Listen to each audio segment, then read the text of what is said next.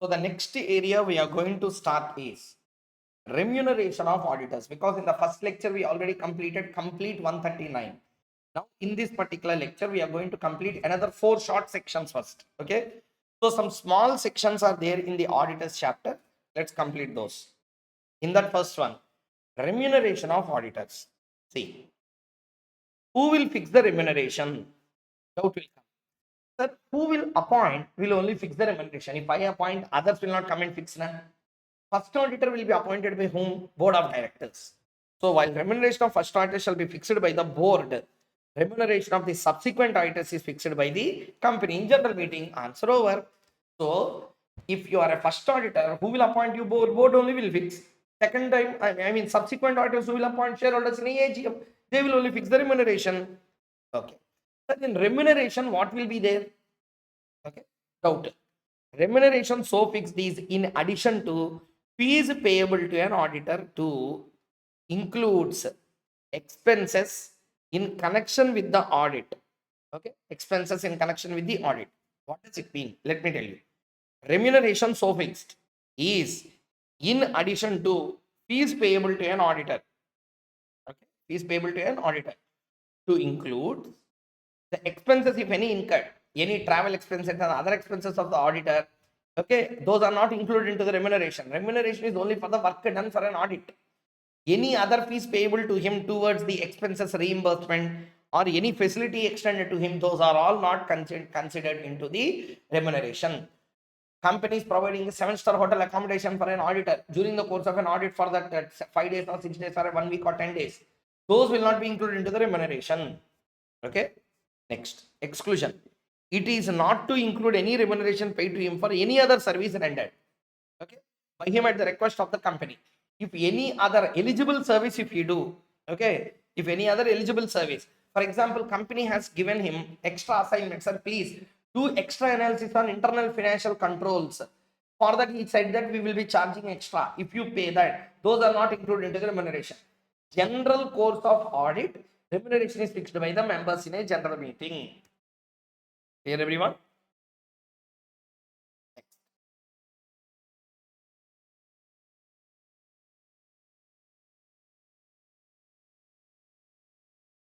Next one. Please come over to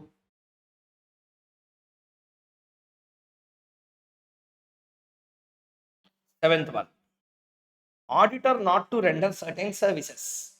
Auditor not to render certain services means auditor of the company is not allowed to do certain services. What services he cannot do? See, an auditor appointed under this act shall provide to the company only such other services as are approved by the board of directors or audit committee. Just now we read that the fees payable will not include other services. So what are those? That's why we are connecting the sections now. So what are all the other services an auditor can provide? Law did not mention what services you can provide. Law has provided in 144 what services you should not provide. Other than this, you can provide others. Okay, let us see. So any extra service auditor is providing shall be approved by the board or audit committee. If audit committee is not there, board of directors. If audit committee is there, audit committee will approve that other service.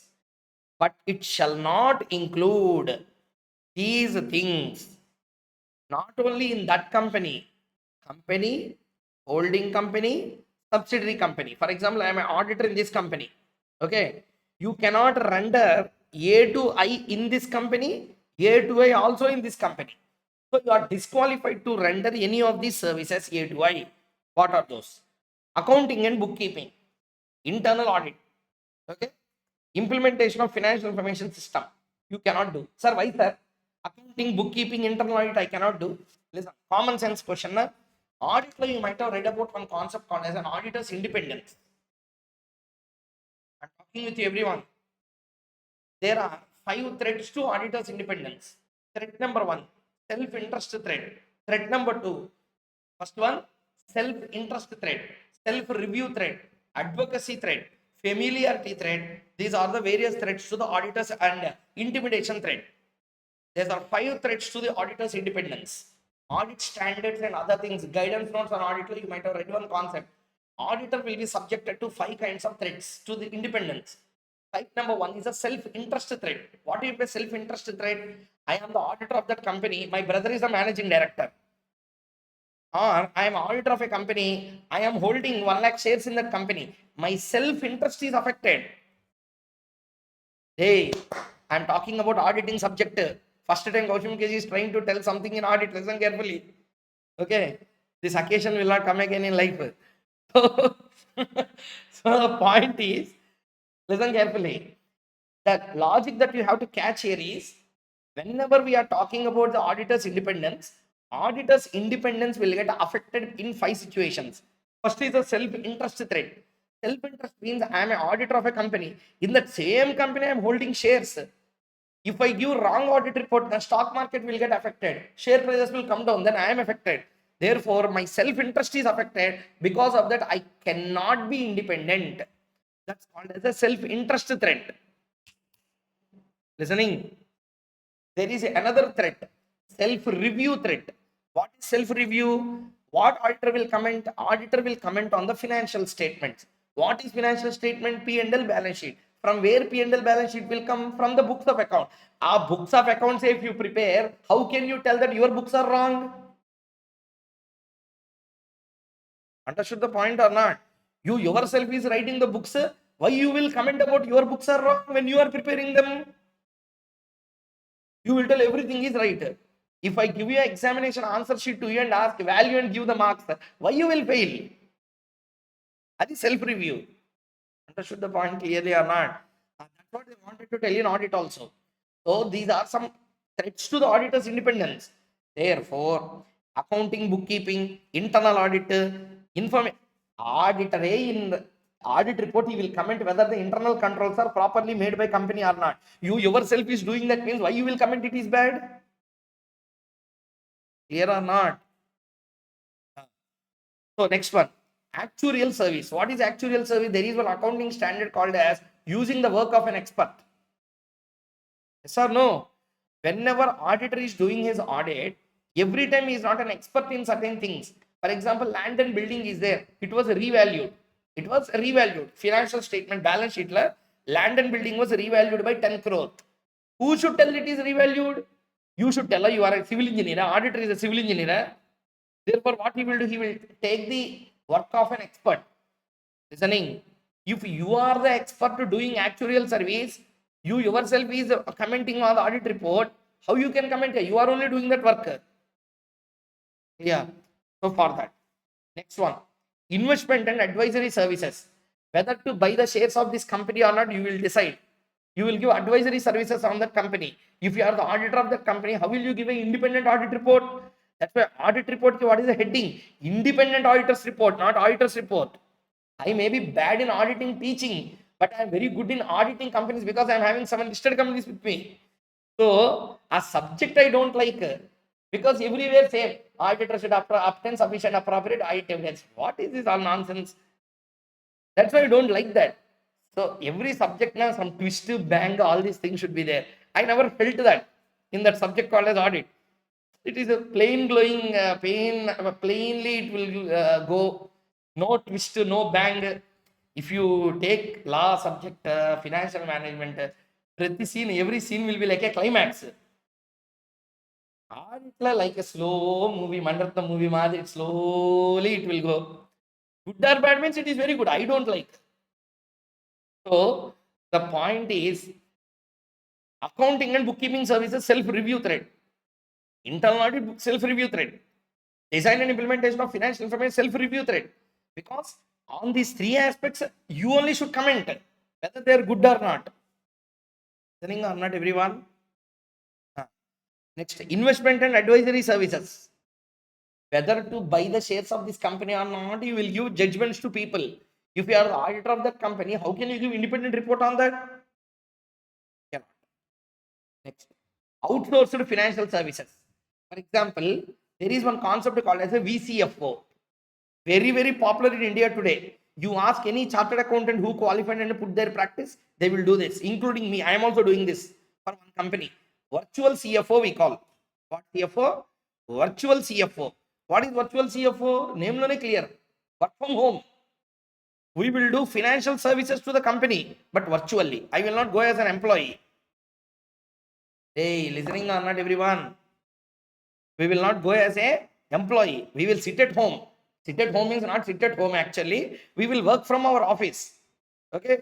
We are not your employees. We don't come every day. But we will render services every day virtually. Listening, those are called as the outsourced financial services. If you are the virtual CFO of that company and you are the stat auditor of that company, why you will comment that company is wrong? Because if the company financials are wrong, CFO only is responsible. If you are the CFO and you are the stat auditor, how can you give an opinion properly? Understood the point clearly? Logic behind all this. Next, management service. This is super. Books of accounts preparation is responsibility of management. You are in the management, you become auditor. You will only manage the company, you will only prepare books of accounts. Why? You will only audit, you only write the question paper, you only write the answer paper, you only value. Everything you only do. Then why institute? Same responsibility, same impact will be there here. You are only doing the management services, you are only doing the audit services, means there is the balance here. Management should do management, auditor should do the review on the report. This is the idea behind this particular section 144. Everyone understood the point clearly or not? See, students are advised to take note. However, no other kind of service has been prescribed till date under the clause. See, no person appointed under section 139 as an auditor of the company shall be appointed for auditing the cost records. Simply, statutory auditor and cost auditor cannot be the same person. Write down the note. Stat auditor and cost auditor cannot be the same.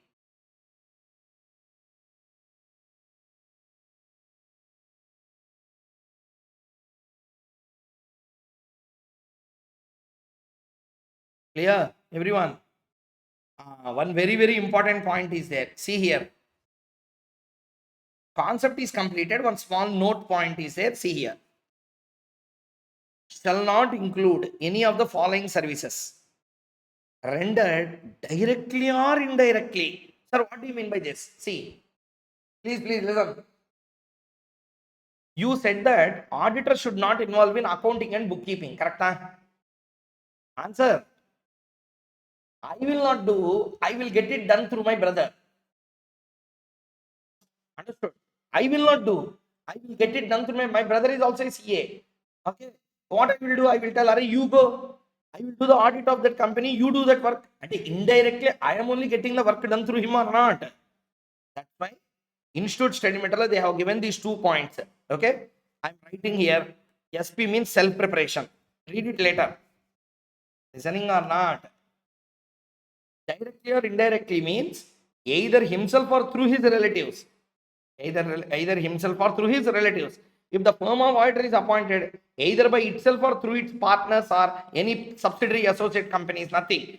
Simply to tell, when I say you should not do that, you should not do either directly or indirectly through others. You should not do. Understood the point clearly or not, everyone? 144 section. Reply, everyone. 144 section understood. Yeah. So 144 section is another important section. Even in income tax also 144 is important. Best judgment assessment. 143, 144 important for audit as well as for the taxation also. Companies Act 143 is what? Powers of the auditor. Okay. Income tax 143 is scrutiny assessment. Move. Atom bomb section. You come to my office and see 30 or 35 appeals are pending for scrutiny now. 7 auditors are there in our office. All the 7 will be every day crying, seeing those appeal cases. How many scrutiny cases are coming every single day in our office? So all are 143 assessments. 144 is a best judgment assessment. Here 144 is auditor not to render certain services. 143 is talking about the powers and duties of the auditors. Once after this we will read. Everybody answer 144 section understood clearly or not? Everyone. Nice. Next. Come to 145. Come to 145. Auditor to sign the audit reports. Auditor to sign the audit reports. Let's see. Who should sign? The person appointed as an auditor of the company. shall sign on the auditor's report or sign or certify any other document of the company in accordance with the provisions of subsection 2 of 141. Just now we read that whenever auditor is getting appointed, he should give a certificate that he is qualified and he is not disqualified, or the term is within the term provided by the act, within the limits audit he is accepting. Do you remember? So, auditor will sign not just on auditor's report, also on etc. etc. Whenever etc. comes, what we should use? You forgot.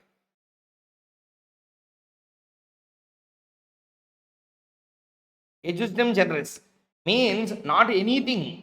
It should take the meaning from the previous words. Reports, audit reports, audit certificate, like that it will come. Auditor related things. That's the meaning. Okay. So the person appointed as an auditor of the company shall sign on the auditor's report, sign or certify any document in accordance with subsection 2, etc. Okay. The qualifications, observations, or comments. Qualification means not qualification for appointment. You might have seen in audit subject na, there are 4 kinds of reports an auditor can give: unqualified opinion, qualified opinion, adverse opinion, disclaimer opinion. I'm talking to you. Okay. Unqualified opinion, I mean clean report. Second one will be modified opinion. Okay. Also called as a qualified.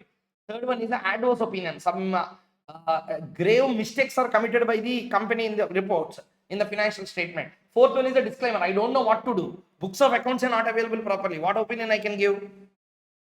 Clear.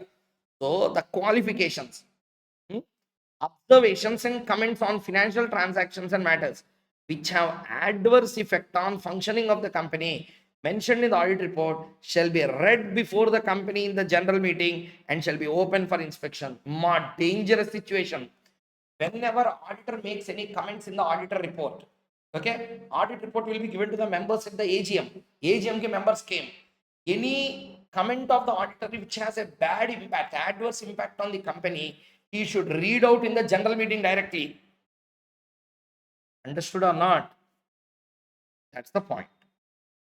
Next, so 145 also completed. Auditors to sign audit reports. Next one. Auditors to attend general meeting. Auditors to appoint general meeting. Question will arise. Sir, auditor must attend, may attend. Question will arise. Correct or not? See, all notices and other communication relating to any general meeting shall be forwarded to the auditor.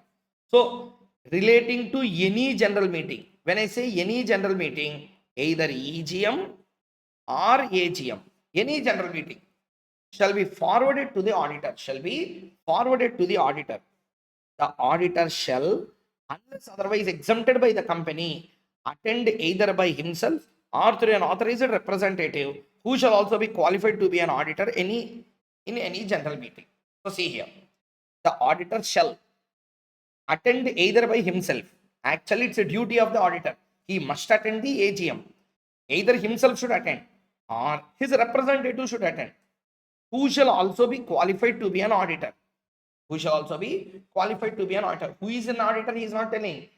If really he wanted to become, is he qualified? Yes. Such kind of person can be your authorized representative. Simply, I can tell you one example. Okay. See, I am the auditor of a company.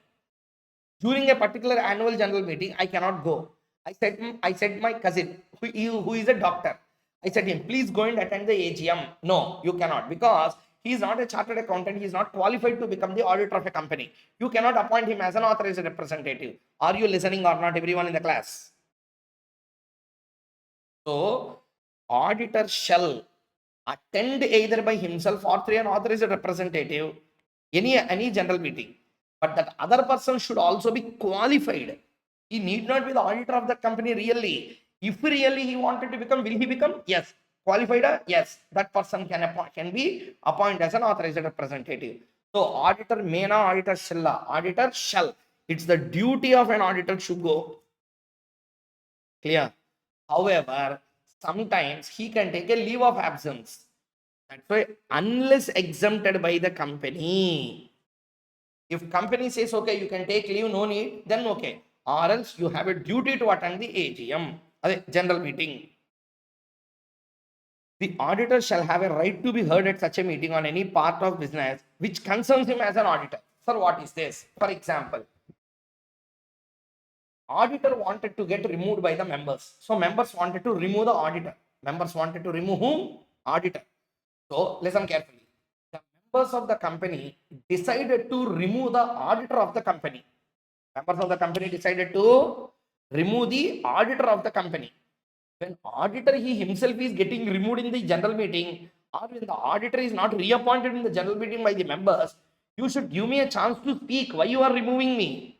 So whenever anything concerns him as an auditor, you should give him a right to be heard. Right to be heard means give him a chance to speak. This is called as popularly OBH. OBH means what? Opportunity of being heard. You should give him a chance to speak. That's it. We completed section number 146, auditors to attend general meeting. Next issue. Punishment for contravention. Nothing great here. Directly see the table. If any provision of this chapter is contravened, company will be liable minimum 25,000, maximum 5 lakh. Officers and default minimum 10,000 and maximum 1 lakh. Nothing there. Penalty section only. Read and leave. Next one. See here. Penalty on auditor. So this is a penalty on the company and officers in default. Penalty on the company and officers in default. Then what is the penalty on the auditor? See. If an auditor of a company contravenes any provisions of section 139, 144, 145. Sir, I wanted to know what is 139, 144, 145. Just now we read 139. You are not qualified. You gave a certificate that you are qualified. You are already crossing the limits of 15 or 20 as the case may be. Audits.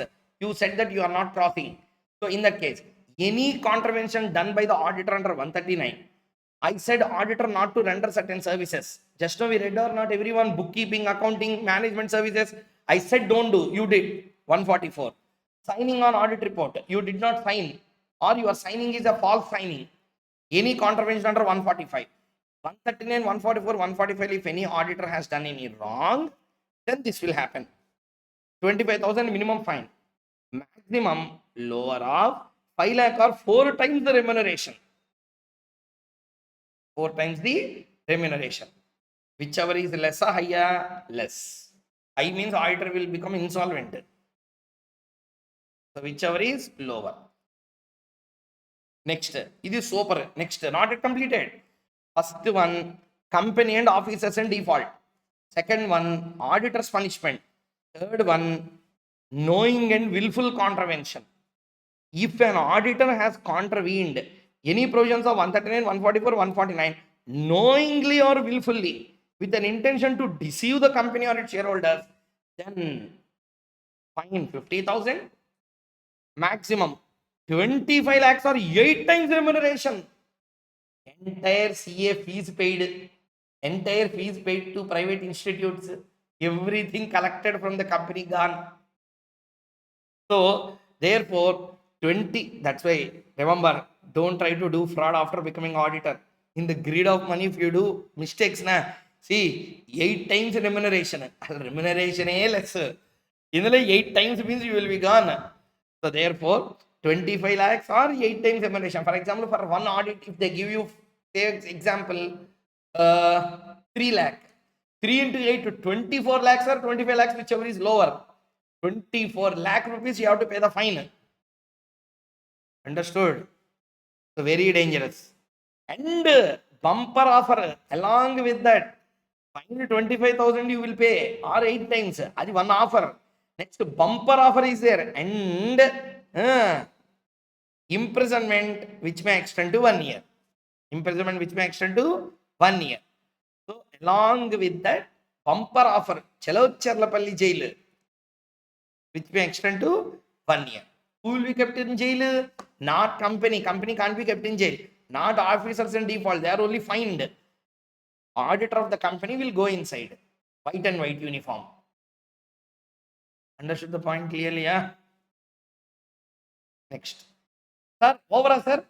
First penalty or punishment on company, next punishment on officers in default, next normal punishment on auditor, next super punishment on auditor. Chalo Challapalli jail option. All these things are over, sir. Over, sir. Still not over. Because of your wrong audit reports and wrong audits, public are also suffering. Yeah. Okay. You took remuneration. Here, what you said, 8 times of remuneration, 4 times of remuneration. And what is the meaning here? For giving wrong reports and false statements, you already taken the remuneration. Shameless fellow, return that first. Refund the remuneration. Super. Not only refunding remuneration, because of your audit report, believing it to be true, some people invested in that company. Pay damages to the company authorities, creditors, and whoever incurred loss. Very, very, very, very important section from the exam point of view, 147.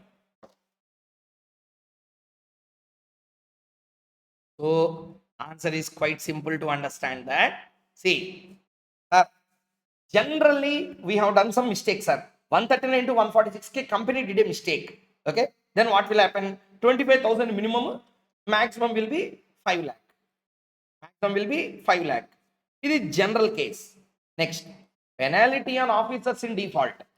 Just a minute. Just a minute. We'll be back.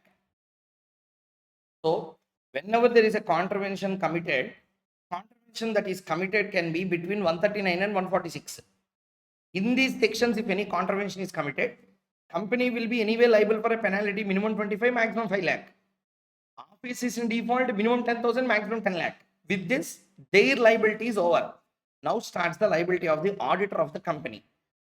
General case of mistake committed by the auditor, penalty will be there 25,000 and maximum 25 lakh, sorry, 5 lakh or 4 times of remuneration. You collected remuneration or not? Next, willful contravention committed by the auditor. Willful contravention committed by the auditor. If any willful contravention is committed by the auditor of the company with an intention to cheat the company, creditors, or income tax department, or any other departmental authorities, or for that case, even the public, in such case, 50,000 minimum fine and 25 lakhs or 8 times remuneration, whichever is less. Minimum it can start with 50, maximum it can go to any end. So this is the next impact that will be there. Okay. Next, along with that, refund remuneration, pay damages to the persons who suffered loss because of the auditor's wrong reporting. Up to here over. Even then it is completed? No. Contravention by the audit firm now. Till now we discussed about the individual auditor.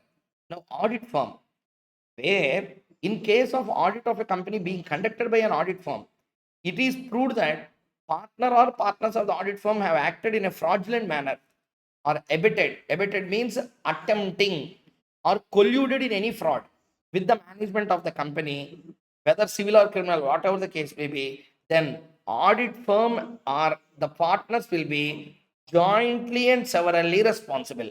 For what? For paying the compensation. For example, because of your wrong report, 1 crore loss is caused. All the partners of that audit firm, being all the auditors inside, are jointly and severally responsible. Okay. And if there is any criminal liability along with all these things, 447 section also will get attracted. Okay. 447 section also will get attracted. What is 447? Punishment for fraud. You can see this in the chapter called as prospectus.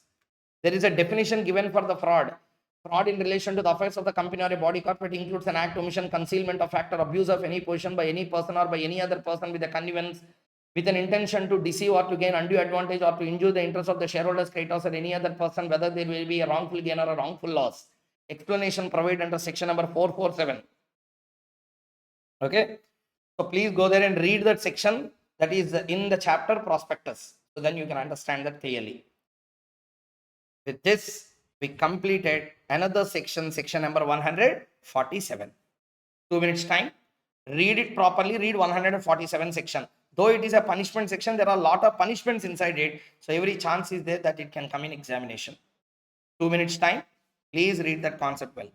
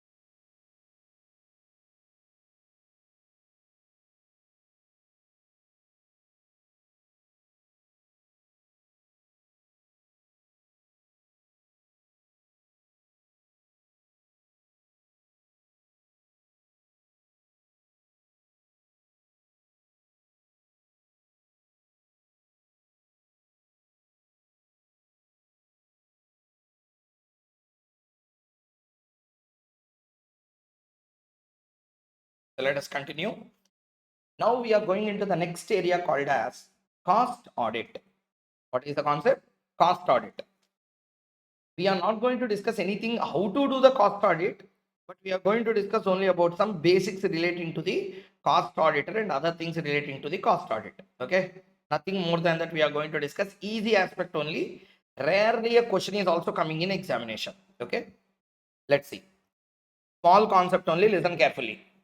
Once we complete this particular concept called as a cost audit, we are done with section number 139. Okay, section number 139 we are done with. Full section 139 completed, if you observe. Correct or not? So 139 completed. After that, we went to section number 144, 45, 46, 47, and now we are in 148. Correct or not, everyone?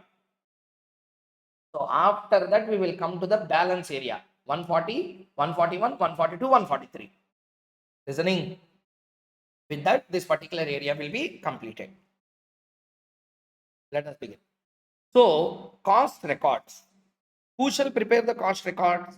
Notwithstanding anything contained in the provisions relating to the auditor and auditors chapter, means chapter 10, the central government may, by order, in respect of such class or companies engaged in production of such goods or such services as may be prescribed, direct that particulars relating to the utilization of material, labor, and other items of cost as may be prescribed may also be included in the books of accounts kept under section 128. Listen, I will tell you. 128 section says that every company should maintain the books of accounts. Maintain books of accounts relating to the vouchers, the bills, everything. Okay. If your company is engaged in production of some goods and providing such services, along with maintaining the normal books of accounts, costing records also you should maintain. Cost records, what you will maintain? You will maintain separate books of accounts for material consumption, labor payments, and other overhead costs. Everything you will maintain separate costing details. Those books also you should maintain. Okay. Next. For the purposes of 148(1) of the Act, read with the rules. Companies engaged in the production of goods or providing services specified in table A, having overall turnover from all its products and services of rupees 35 crore or more during immediately preceding financial years, cost records have to be maintained. Simply, what he wanted to tell, you manufactured goods and you rendered services turnover of both goods and services means other turnover you should not take. Real turnover means company can do two things. Rental income will be there, dividend income will be there. Those all will not come under turnover. Interest income will be there. That's not a turnover. That's a income, not a turnover. Turnover means from your actual main business it should come. So by selling the goods or by providing the services, you generated a turnover. How much turnover? If the overall turnover is 35 crore rupee, 35 crore rupees or more in the immediately preceding financial year, along with normal books of accounts, cost records also to be maintained. MCQ they may ask a question. Okay, because previously it's only 20 crores. Now it was amended to 35. They will definitely ask in exam. Listening, everyone? I'm talking to everyone listening. Yeah. Next. Nothing contained in rule 3. Nothing contained in rule 3 means this one. Okay, even though 35 crores is cost, nothing contained in rule 3 shall apply to a company which is classified as MSME. M means micro, small, medium enterprise. For MSMEs, this concept does not apply. Means MSME involved in production of goods or services and more than 35 crores turnover, even if it generates 35 crores or more, cost records need not be maintained by MSME. Normal books only you need to maintain. Separate cost records you need not maintain. Okay. Next. Applicability for maintenance of cost records. Whether you may be domestic company, whether you may be a foreign company. Engaged in production under rule 3, 35 crore. Then you must maintain cost records. Cost records I maintain. Now the records are subjected to cost audit. If the central government is of opinion that it is necessary to do so, it may by order direct that audit of cost records of which are covered, okay, which are covered as aforesaid, and which have net worth of such amount as may be prescribed, or a turnover of such amount as may be, shall be conducted in a manner specified in such order. Okay, simply to tell, cost records maintaining is one liability or one duty. Cost records audit is second duty. Who will get it audited? Who will get it? Who should maintain the records? You should be a domestic company or a foreign company, and you should be engaged in production of goods or services, and turnover, aggregate turnover from all them should be 35 crores or more. These three conditions are satisfied, cost records have to be maintained. Now those records are subjected to the cost audit or not? Yes. Not because of that particular fact. Again, separate net worth, turnover details are given. If you satisfy that net worth or turnover, then along with cost records maintenance, cost audit also will become mandatory. First of all, everyone give me a reply, understood or not? Everyone? So I repeat for one last time, listen carefully.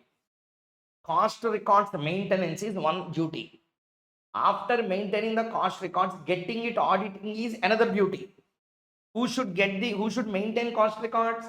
Every company, whether Indian company or a foreign company, manufacturing or goods or services, and turnover aggregate from all the goods and services put together is 35 crores or more, then they should maintain the cost records. Everyone understood up to here? I'm talking to you. Next, maintaining cost records is one duty. After maintaining the cost records, you have to again get the audit of those records. For that audit, this category is not enough. That is for cost records maintenance. Separate concept is given. Who should do that? But the point is that's not there in your syllabus here. That's why you should remember such a net worth or such a turnover. If it crosses, it also should get their cost records audited. As per subsection 4, an audit conducted under this section shall be in addition to audit conducted under 143. Cost audit is different, statutory audit is different. Sir, I conduct a statutory audit, sir. A statutory audit already under 143. Over. No. Again, you have to conduct cost audit.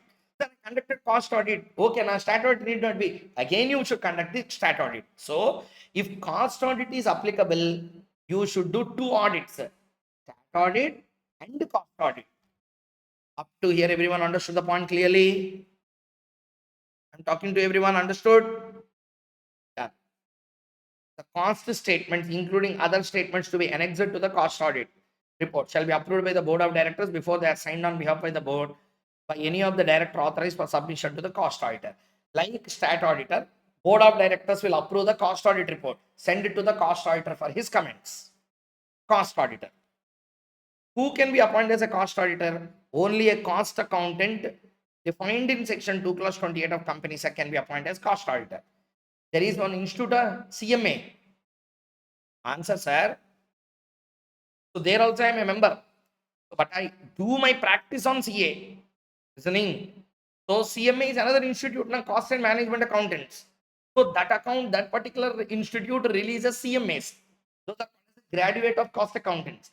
Those people only can become the cost auditor. Simply to tell, chartered accountant cannot do the cost audit. Okay. First proviso to subsection 3 provides that person appointed under 139 as an auditor of the company and a stat auditor shall not be appointed for conducting the audit of cost records. Next. Qualifications, disqualifications, etc. Okay. Qualifications and disqualifications.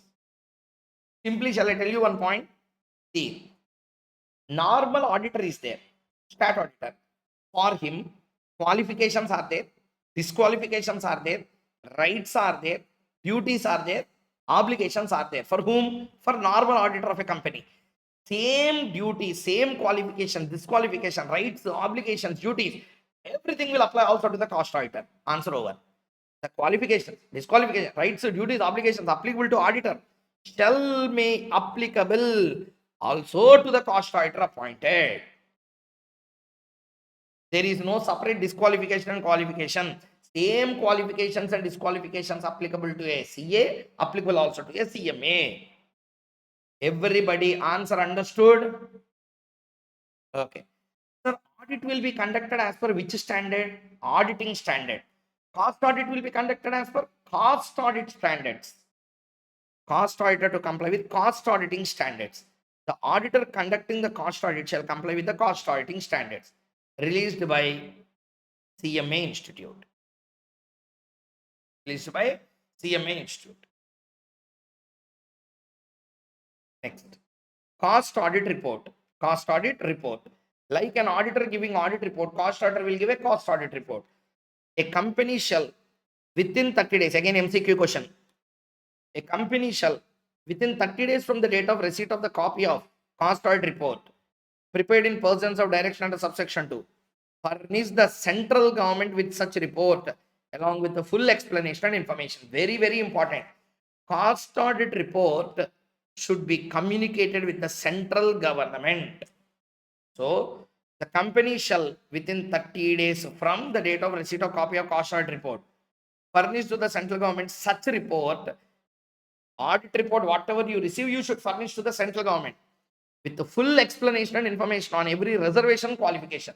If the cost auditor has made any comment or made any adverse remark, you should explain that and then send it to the central government.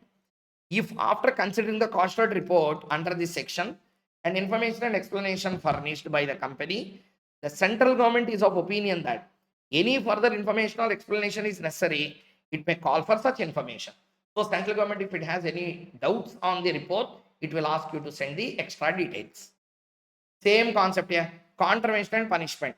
If any default is made in 148, company and every officer shall be punishable under 147. Already we read the. So the cost auditor will be liable under subsection 2 to subsection 4 of 147. You read the normal ki 5 lakh to 4 times remuneration. If there is intention to do that, then 25 lakhs and 8 times. Do you remember or not? Next, if there is a fraud that is involved along with that, 447 also will get attracted. So same sections also will get attracted also for punishment on a cost audit. Everybody answer understood the cost auditor section clearly or not? Everyone? Yeah. With this, 80% of the auditor's area is completed. Okay. So 80% of the area has been completed here with this. Over. Okay. We are left out with what sections? Another set of video we will discuss this. See. We need to do now the following sections.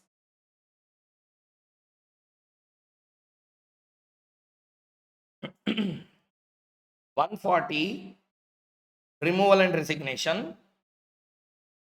We will do that.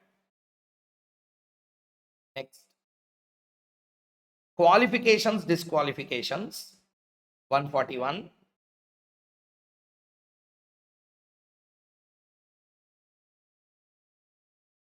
I think remuneration we completed, right? 142 completed. 143 we have to cover.